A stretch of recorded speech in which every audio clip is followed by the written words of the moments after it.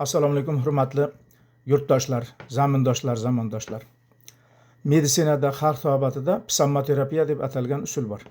Bu usul demak qum bilan davolanish, ya'ni qumli muolajalar olish, qumli vannalar olish, qumga tushib davolanish, qumga ko'milib davolanish, qumli qopchalarda badanga qo'yish bilan davolanish kabi demak bir qator terminlarda, atamalarni o'z ichiga oladi va buni tarixi nihoyatda uzoq, ya'ni 3000 yillar muqaddam Misrda, keyin Hindistonda, keyin Gretsiyada, Yunonistonda qum bilan davolash muolajalari haqida, foydalari haqida demak juda ko'plab materiallar, maqolalar yozib qoldirilgan, bitiklar qoldirilgan va bugungi kunda ham bu o'z aktualligini, ahamiyatini yo'qotgani yo'q. Keyinchalik bu o'zimizda zamonaviy meditsinamizga ham juda katta ahamiyat bilan kirib kelgan va zamonaviy meditsinamizga kirib kelishdan avvalroq demak millatimizda, yurtimizda eng faxri bo'lgan buyuk Shayxur Rais Ibn Sinoni bitiklarida, Muhammad Zakariya Ar-Roziyni bitiklarida, Hakim Yusufiyni bitiklarida, Abul Qosim Az-Zahraviyni bitiklarida ham demak qum bilan davolash to'g'risida bitiklar, ma'lumotlar bor.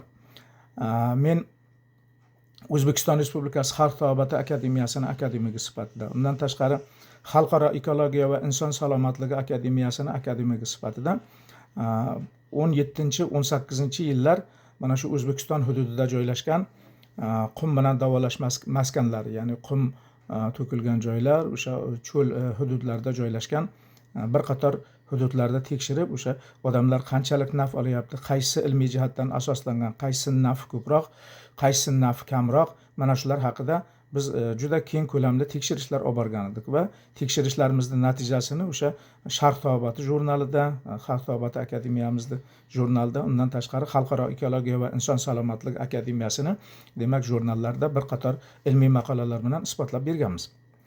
O'zim shaxsan mana shu saraton paytlarida 17-18-yillarda demak bir qator qum maskanlariga borib keldim. Bu To'rtko'ldagi qum maskani So'qli ota degan joyda bor. To'rtko'lda cho'lni o'rtasida ziyoratgoh bor, So'qli ota ziyoratgohi. Bu ziyoratgohda marhum pirimiz, ustozimiz To'xtov ota Boltaboyev juda ham chiroyli qilib katta bir ulkan maskanlar qurgan.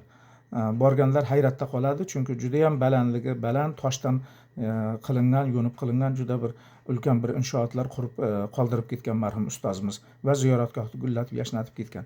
O'sha joydagi So'qli ota ziyorati yonginasidagi o'sha qumkoni bor hamda balchiqli tuzkoni bor.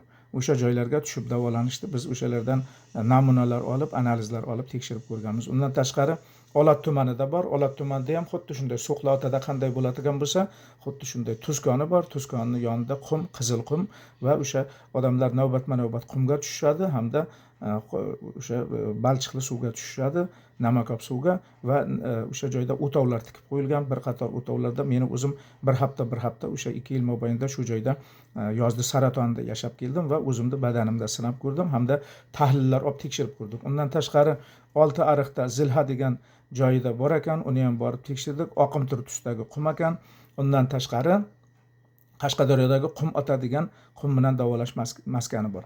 Undan tashqari yana Shahrixonda, ya'ni Andijon viloyatidagi Shahrixon tumanida qum maskanlarini tekshirib keldik va tekshirish natijalariga ko'ra eng samarali, eng mana shu insonlarga ko'proq naf beradigan, foyda beradigan qum maskanlariga bu birinchi navbatda o'sha Olot tumanidagi qum bilan tuz bilan davolash maskani, undan tashqari To'rtko'ldagi So'qli ota ziyoratgohini yonidagi qum bilan davolash maskani birinchi o'rinda.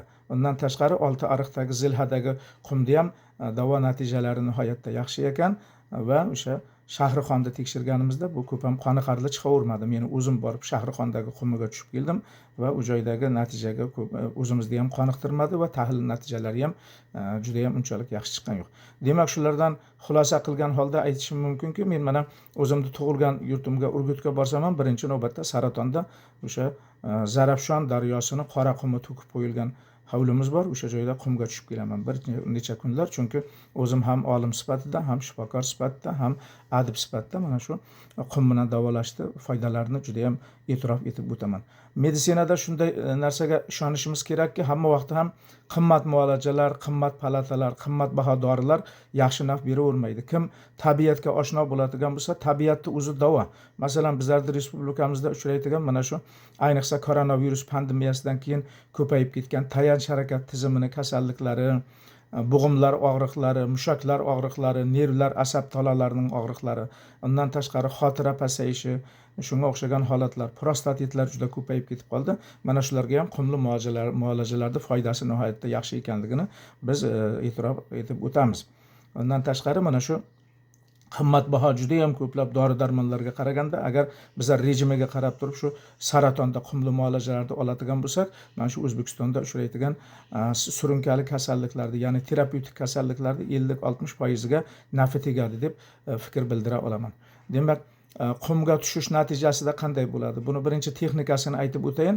Qumga tushishda mana men hozir o'zimda hovlimda, bu yil kun issiq bo'lgani uchun o'zimda hovlimda qumli muolaja qiladigan joyni yaratib qo'ydim o'zim. Mana may oyidan mana men kecha bugun 2 marta o'zim tushib badanimda sinab ko'rdim va nihoyatda kayfiyatim yaxshi bo'lib, asablarim joyiga kelib, demak nafini sezib o'tiribman. Albatta kimga kerak bo'ladigan bo'lsa, mana men bilan bog'lanadigan bo'lsa, mana bu yil kunlar isib ketib qoldi. May oyidan boshlab turib shunaqa muolajalar qilib berishim mumkin. Bu birinchi navbatda demak eng arzon, eng haligi samarasi yaxshi, faqat chidash kerak bu narsaga. Texnikasini aytib o'tayin. Texnikasi o'sha qumga inson ko'miladi, yonlarida issiq qum bo'ladi, qaynagan holatlarda qum, ya'ni harorati o'sha 60-70 darajaga chiqib ketib qoladi mana saraton payti. Mana shu bugun ham qumni o'lchab ko'rdim, 60 darajaga chiqdi soat o'sha 11-12lar atrofida. O'zi mutaxassislar qumli muolajalarda tushlikdan keyin, ya'ni quyosh oqqandan keyin tushishni tavsiya qiladi, lekin quyosh tepaga kelgan payti ham agar organizmingiz baquvvat bo'ladigan bo'lsa, ko'taradigan bo'lsa, tushaversa bo'ladi. Bu biror joyda uni ilmiy jihatdan asoslanmagan. Endi ayrim haligi shifokorlarimiz, mutaxassislarimiz buni tushlikdan keyin, kun qaytgandan keyin tushish kerak lozim deydi. Endi bu yuragi zaifroq odamlar uchun aytib o'tilgan bo'lsa kerak. Qumga ko'miladi, boshni ustiga soyabon qo'yiladi. Boshni ustiga soyabon qo'yilib, demak, albatta qumga tushishdan avval organizmga ko'proq suyuqlik qabul qilish kerak, chunki badanimizdagi zaharli moddalar, toksinlar erishi uchun. Bular me'da ichak tizimidan o'sha qiziganimizda, ya'ni qumga yotganimizda yarim soat, mana kattalar yarim soatdan 1 soatgacha, yosh bolalar 15 minutdan, demak 30 daqiqagacha qumli muolajalar olish kerak. Qum badanni ustiga demak 8-10 santimetrgacha o'sha issiq qum to'kiladi, yopiladi, badan yopiladi, faqat kalla ochiq qolinadi, kalla soyabon ostida bo'ladi. Mana shunaqa holatlarda har kuni tushish kerak bo'ladi. 3 kun, 4 kun organizmni umumiy holatiga qarab 5 kungacha tushilganda o'rtada 1 kun dam olinadi. Undan keyin qumli muolajalar olgandan keyin chiqqandan darhol suyuqlikni ko'p miqdorda qabul qilish kerak emas va darhol cho'milish kerak emas. Nima uchun? Birinchi navbatda shuni yodda tutib o'tishimiz kerakki, Allohi Karim insonni turpoqdan yaratgan. Qum ham turpoqqa o'xshagan narsa. Faqat kvars zarralari bu joyda kremniy zarralari ko'proq, turpoqda demak boshqa tarkibiy qism, lekin qum bilan turpoqni hammasi bu zaminni tashkil qiladi. O'sha Alloh taolo bizni shu zamindan yaratgan, turpoqdan. Shuning uchun bizlar qumli muolajalar olganimizda organizmimizda, ya'ni terimiz yarim o'tkazgichli membrana vazifasini bajaradi. Ya'ni o'sha qum bo'ladimi, issiq turpoq bo'ladimi, badanimizda har qanday zaharni, toksinlarni va ortiqcha suyuqliklarni tortib oladi. O'sha o'zingiz e'tibor berib ko'rasizki, badandan atrofingizda demak 5 sm, 10 santimetrgacha joy shunaqa qizigan suv bilan, ya'ni issiq badanimizdan chiqqan suyuqlik bilan demak to'yinadi. Va yarim o'tkazgichli membrana o'sha qumni tarkibida yoki turpoq tarkibida bo'lgan foydali mahsulotlarni ichkariga o'tkazadi. Masalan, kalsiy bo'ladigan bo'lsa, kaliy bo'ladigan bo'lsa, fosfor bo'ladigan bo'lsa, shular ichkariga ham o'tadi va demak juda yaxshi intensiv moddalar almashinuvi ro'y beradi. Undan tashqari bo'g'imlarda yig'ilib qolgan ortiqcha suyuqliklar, zaharlar, toksinlar, kadaverin, putressin, mochevina, indol, skatol, krizol kabi zaharli moddalarni qum tortib oladi va organizmimiz ancha tozalanadi.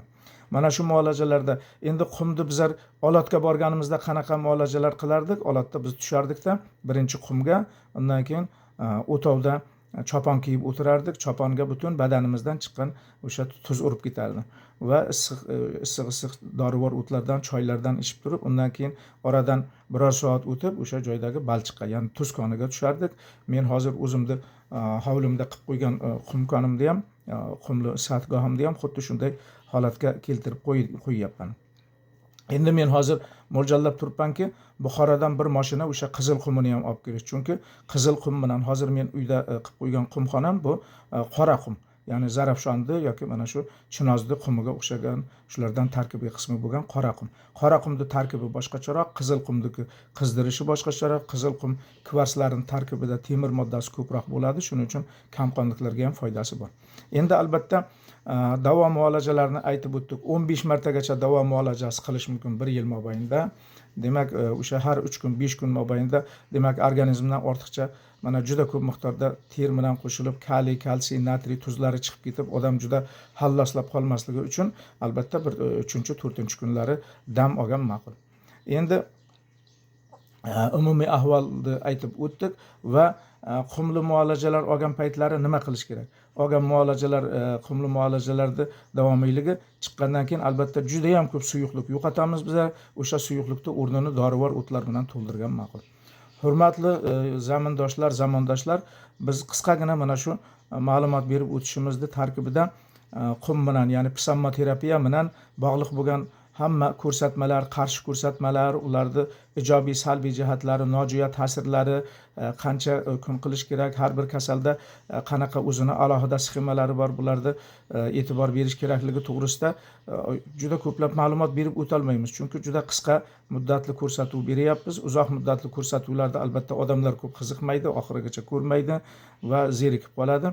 Shuni aytib o'tish kerakki, silni yangi formasida, ya'ni qon ketish holatlari bo'lgan paytlarda, gipertoniya kasalliklarida, qandli diabetni og'ir formalarida, undan tashqari tutqanog'i borlar, undan tashqari yoshi juda kichkina bolalar, homilador ayollar va emizikli ayollar qumga tushishi mutlaqo tavsiya qilinmaydi.